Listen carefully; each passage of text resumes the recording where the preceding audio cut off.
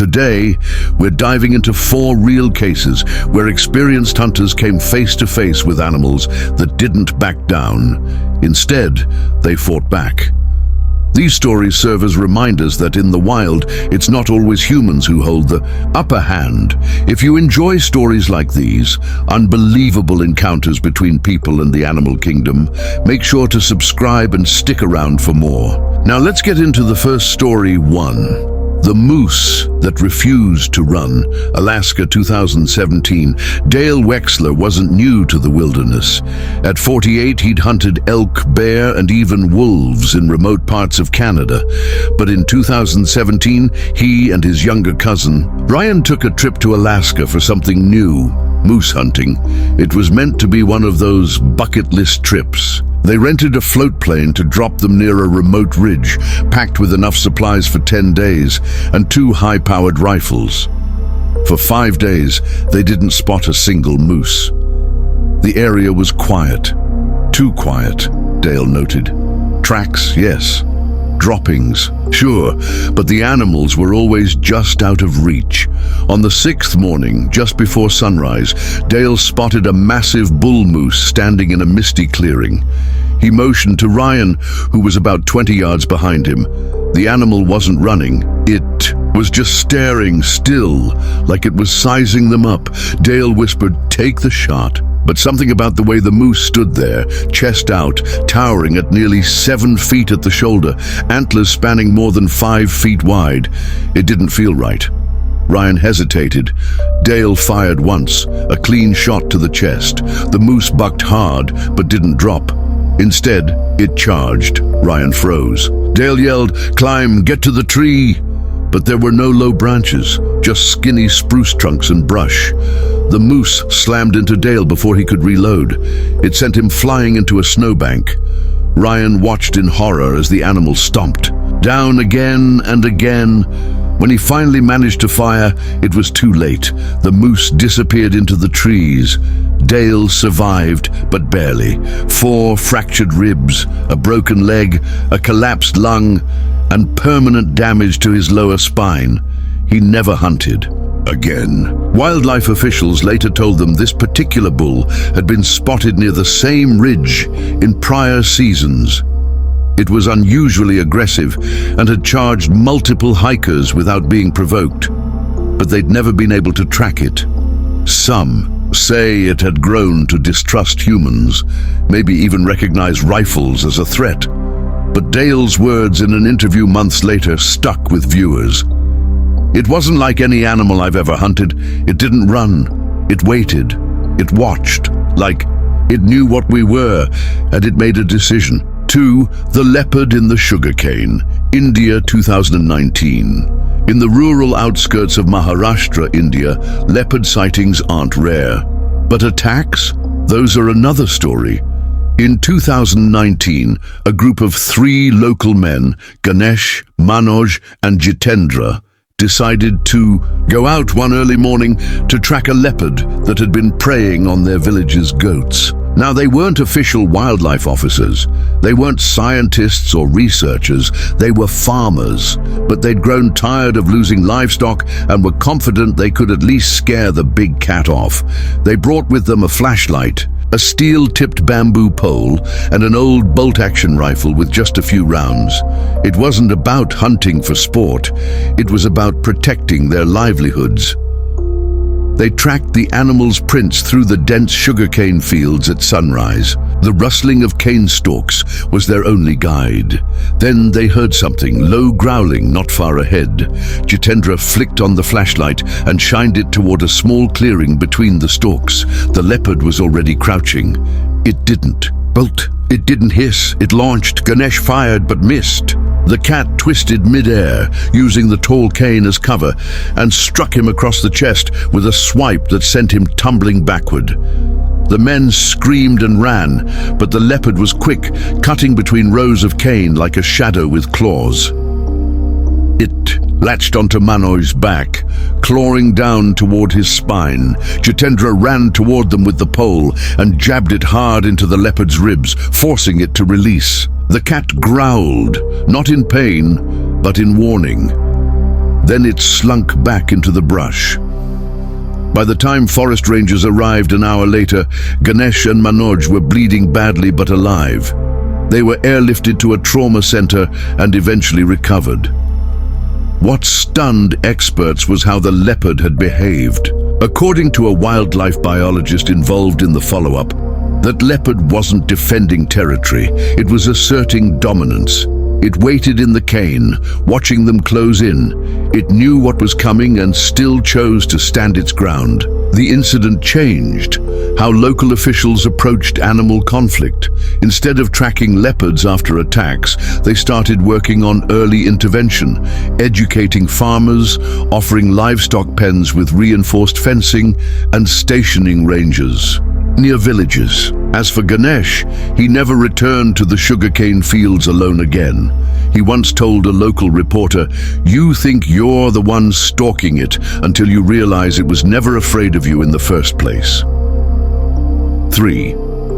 The gator that turned the tables. Florida Everglades 2021. South Florida's swampy wilderness is no stranger to gators. But in 2021, a small group of seasoned swamp hunters set out on what they believed would be a routine cull of nuisance alligators in the Everglades. Their permits were valid, their boat was prepped, and their target was an 11-foot male gator, known among locals as Tanker. Tanker had reportedly stalked near residential backyards, capsized a small canoe, and taken down 2 large dogs in under a month. Wildlife authorities authorized its removal, and that's where 3 men came. In Brody, a former airboat tour guide, Leo, a licensed gator trapper, and Travis, an eager local volunteer with dreams of turning pro. They set out just before dusk, with the airboat humming low across the dark water. They spotted plenty of smaller gators along the edges, glowing, orange eyes just above the surface, but Tanker nowhere in sight. Brody noted something odd almost immediately. "The water's too still, too quiet," he said. "In gator country, silence isn't peace, it's a warning." Just past midnight, they turned into a narrow channel lined with cypress roots and hanging moss. That's when Leo pointed. There, floating motionless, was a massive gator, head low, body rigid in the water. They cut the engine and coasted closer. Brody leaned over to fire the bang stick, a close-range tool for dispatching gators quickly. But before he could strike, Tanker moved with shocking speed. The gator spun in a maneuver called the death roll, not to kill, but to flip the boat. And it worked. The airboat capsized so fast, Leo didn't even have time to grab his knife. All 3 men plunged into water barely 4 feet deep, but thick with mud and submerged roots. Travis screamed. He felt something clamp down on his leg. Brody acted fast, stabbing at the water with the shaft of the bang stick while trying to pull Travis free. The gator let go, only to lunge again. This time it bit into the side of the overturned boat, thrashing violently. The men clambered onto the boat's hull and radioed for help. It took nearly 90 minutes before a rescue team found them, wet, bruised, and rattled. Travis was treated for a severe leg laceration, but made a full recovery. As for Tanker, wildlife officials tried to locate him again, but he vanished deeper into the glades. They never caught him. To this day, Brody swears the animal had learned from previous encounters. That gator didn't attack out of panic. It knew how to flip a boat. It knew how to disable a team. That wasn't instinct, that was strategy. In Florida, humans might have the permits, but in the swamps, ancient rules still apply. 4. The Predator in the Pines, British Columbia 2020. Mark Dwyer wasn't just a hunter, he was a tracker, former Canadian Forces survival instructor, and a solo hiker with over a decade of experience navigating the wild. In the fall of 2020, he headed deep into the Chilcotin Plateau in British Columbia with a single goal: to spot and photograph a mountain lion up close. Not shoot it, not trap it, just track it. He'd spent months researching cougar behavior, migration patterns, and feeding grounds. His gear was light: a high-res camera, a GoPro, a bow for self-defense, and a journal. The plan was 5 days off-grid, solo, living in a canvas tent, moving only by daylight. What Mark didn't expect, what he couldn't have expected, was that something else out there already knew he was coming. Day 1. The first day passed uneventfully. Crisp air, clean snow, fresh tracks. Mark noted prints along a rocky ridge, large, round and fresh. Definitely cougar. He followed cautiously, noting broken pine needles and claw marks near an outcropping. He set up camp by a creek, lit a small fire, and slept under the stars. Day 2. He spotted the animal, briefly. A tawny blur in the trees, tail long and twitching, ears flat. It was watching him just beyond the slope. He raised his camera, snapped a few frames, but the cougar vanished. That night, Mark heard movement, heavy, deliberate pacing near the tent. But when he looked, nothing. No eyeshine, no prints, just the sound of something circling. He dismissed it as a deer, or maybe a curious bear. Day 3. Tracks again. But not cougar, something else. Larger. Claw marks spread wider apart. Whatever it was, it had circled his camp twice during the night. He chalked it up to a big wolf, maybe a bear disturbed from early hibernation. Still, he stayed alert, bow in, hand. That afternoon he hiked toward higher ground for better visibility. On a ledge he found something chilling, remains. The carcass of a mule deer, freshly killed, but it wasn't eaten. Its throat had been torn out, ribs cracked, but no meat. Removed.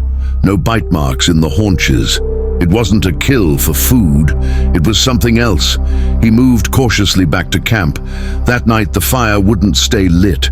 Every time he got it going, wind would pick up, not hard, but just enough to blow the flame sideways. Still, no storm, just eerie stillness. Day 4. Mark awoke to find his gear dragged out of the tent. Not stolen, dragged.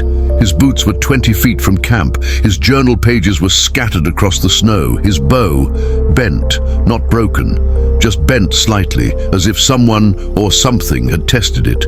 There were prints around his tent, but not just a cougar or bear. He noted large depressions, wider than his boot, deeper than a wolf's, and the spacing didn't make sense. Bipedal.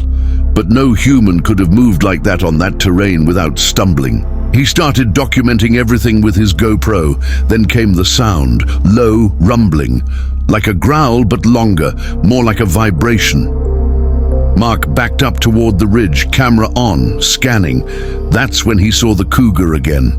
But this time, it wasn't watching him. It was looking past him, tail tucked, body low, ears flat.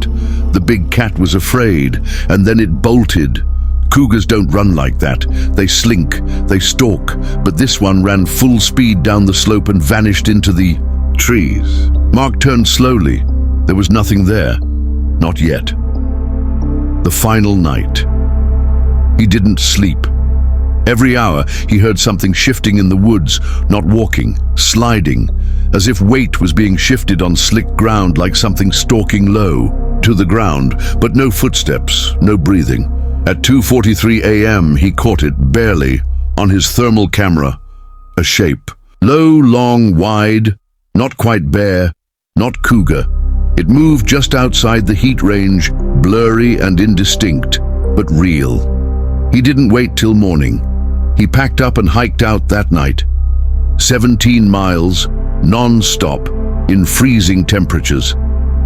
The sun was just rising when he finally reached his parked truck at the base trailhead. There were scratch marks on the tailgate, 3 parallel lines, deep and far too high off the ground. Aftermath. Mark didn't return to the Chilcotin Plateau, ever. He released one short video from the trip, but refused to speak on the footage he caught that night. In an interview with a Canadian wildlife podcast, he simply said, "I went looking for a predator, but I think something else found me first, something that didn't belong there. Or maybe it did, and I was the one out of place." As for the photos of the cougar, he never published them, but the scratched tailgate still sits in his garage today, unpainted, untouched. Some say it was just a bear. Others think it might have been something unknown, a rare hybrid, or a displaced animal, reacting out of stress. But here's the question: what makes a predator run in fear? And more importantly, what was out there watching him from the trees that even the cougar didn't want to face?